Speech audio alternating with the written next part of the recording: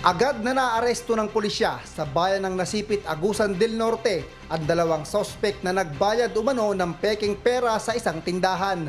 Ayon sa biktimang vendor na si Angel May Amper, pasado alas 5 nitong Martes nang bumili sa kanya ang isang lalaki at babaeng kasama nito ng 4 na kilong lechon na kanyang tinitinda.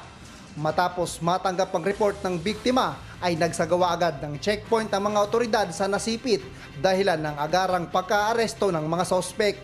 Kinilala ang mga ito na si Robert Paglinawan Daplas, 40 anyos, isang fish vendor, at ang kasama nitong si alias Milagros, 41 anyos. Sumailalim sa investigasyon ng dalawa at dito na nila kusang isinurrender ang 6 na bundle ng peking 1,000 peso bill na may total amount na 500,000 pesos. Ayon sa pulisya, nahaharap ang mga sospek sa kasong illegal possession and use of false banknote. Diyos ang aming sandigan, serbisyo publiko ang aming pinahahalagahan. MJ Vasquez, humahataw